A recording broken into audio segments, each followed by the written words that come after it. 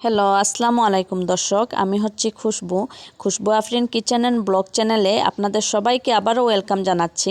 তো আজকে আমি আপনাদের জন্য একটা পকোড়ার রেসিপি নিয়ে আসলাম, সেটা হচ্ছে বাঁধাকপির পকোড়া। তাহলে চলুন আমরা পকোড়াটা বানিয়ে নেই। তো আমি চলে আসছি বাঁধাকপির পকোড়া বানাতে। তো আমি এখানে কিছু বাঁধাকপি নিয়ে নিয়েছি, আর বাঁধাকপিটাকে আমি এরকম পাতলা পাতলা করে কেটে নিয়েছি। এখন আমি এই বাঁধাকপির সাথে কিছু মশলা মেশাবো। প্রথমে আমি দিয়ে দিচ্ছি হাফ চা চামচ আদা রসুনের পেস্ট নিয়েছি। আমি এখানে একটা পেঁয়াজ আমি কুচি করে কেটে নিয়েছি, আর নিয়েছি এক মুঠা ধনিয়া পাতা, এইটাও আমি কুচি করে কেটে নিয়েছি। আর নিয়েছি 4-5টি কাঁচামরিচটাকেও আমি কুচি করে কেটে নিয়েছি। এখন সব আমি এই বাঁধাকপির সাথে মিশিয়ে দেব। তো সব আমি দিয়ে দিলাম। এখন আমি দিয়ে দিচ্ছি হাফ চা চামচ মরিচের গুঁড়া, আর দিয়ে দিচ্ছি হাফ চা চামচ হলুদের গুঁড়া, আর দিয়ে দিচ্ছি 1/4 চা চামচের মতো হবে জিরা গুঁড়া, আর দিয়ে দিচ্ছি সামান্য চিনি। যে কোনো বড়ার মধ্যে আপনি যদি সামান্য চিনি মেশান তাহলে খুবই মজার একটা টেস্ট হয়, আর যদি আপনাদের কাছে ভালো না লাগে তাহলে বাদ দিয়ে দেবেন।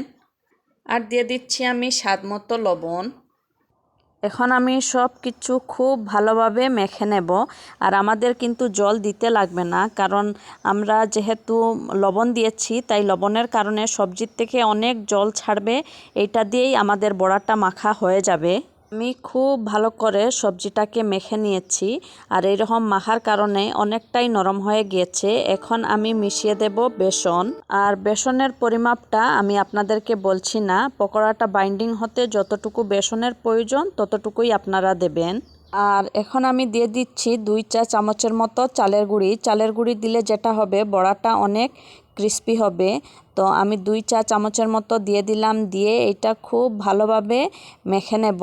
এই যে আমি খুব ভালোভাবে মেখে নিচ্ছি, আর একটু টাইট করে মাখবেন। এখন আমি এই বড়াগুলো ভাজার জন্য চলে যাব। তো এখন আমি ভাজার জন্য চলে আসছি। তো আমি গ্যাসে একটা কড়াই বসিয়ে দিয়েছি, আর কড়াইটা গরম হয়ে গিয়েছে। এখন আমি দিয়ে দেব তেল, আর এখন আমি অপেক্ষা করব তেলটা গরম হওয়া পর্যন্ত। তো তেলটা গরম হয়ে গিয়েছে, এখন আমি বড়াগুলা ভাজার জন্য দিয়ে দেব। তো এখন আমি দিয়ে দিচ্ছি।